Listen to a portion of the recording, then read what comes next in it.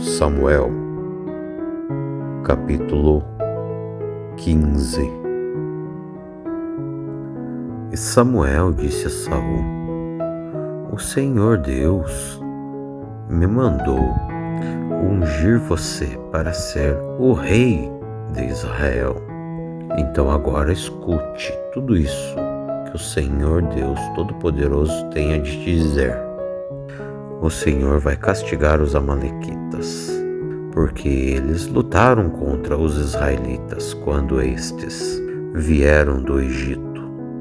Então vá, ataque os amalequitas e destrua completamente tudo o que eles têm. Não tenha dó e nem piedade. Mate todos os homens, mulheres e crianças, e bebês, gados e ovelhas, camelos e jumentos. Então Saul convocou todo o seu exército e em Pilaim fez uma contagem de seus soldados. Havia 200.000 soldados do povo de Israel e 10.000 do povo de Judá. Aí então Saul e todos os seus soldados foram para a cidade de Amaleque e lá ficaram esperando escondidos no leito de um rio seco. Saul preveniu os quênios: Saiam todos vocês dos meios dos amalequitas para que eu não os matem, pois vocês foram bondosos para os israelitas quando eles vieram do Egito. Então os quênios saíram.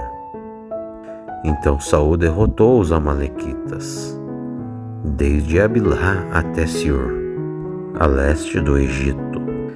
Prendeu Agag, o rei dos amalequitas, porém matou todo o povo. Saul e seus soldados não mataram Agag, e também não mataram as melhores ovelhas, e nem os melhores touros, bezerros e carneiros, e tudo mais o que era bom. Mas destruíram tudo aquilo que era imprestável e sem valor. E o Senhor Deus falou com Samuel: Eu estou arrependido de ter feito Saul o rei, pois ele me desobedeceu. Ele me abandonou e desobedeceu às minhas ordens. Samuel ficou muito triste com isso a noite inteira e orou em voz alta a Deus o Senhor a favor de Saul. E na manhã bem cedo Samuel saiu à procura de Saul e soube que ele tinha ido para a cidade de Carmelo, onde ele havia construído um monumento em honra de si mesmo, e dali havia seguido para Gilgal. Então Samuel encontrou Saul e este lhe cumprimentou, dizendo: Que o Senhor Deus o abençoe. Samuel: Eu obedeci às ordens do Senhor. E Samuel lhe perguntou: Então por que é que eu estou ouvindo mugido de vaca e o berro de ovelhas? E Saul lhe respondeu: Os meus soldados tomaram dos amalequitas. Eles pegaram as melhores ovelhas e o melhor gado para oferecer como sacrifício ao Senhor, o Deus de Israel, e destruímos completamente o resto. Espere, interrompeu Samuel, eu vou lhe contar o que o Senhor Deus me disse na noite passada. Fale, disse Saul. E Samuel continuou: Você pode pensar que é uma pessoa sem importância, mas é o líder das tribos de Israel, pois o Senhor Deus o ungiu como rei do povo de Israel e mandou que você fosse e destruísse os amalequitas, esta gente má, e disse para você acabar com todos eles.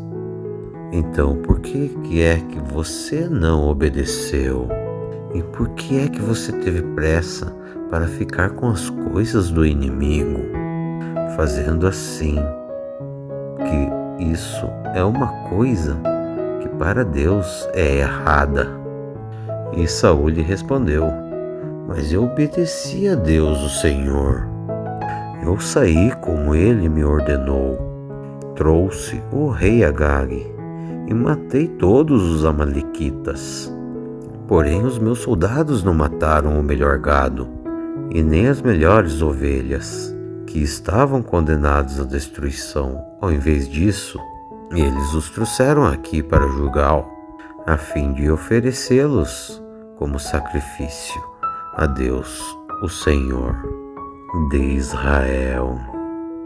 E Samuel lhe respondeu: o que é que o Senhor Deus prefere? Obediência ou ofertas de sacrifício?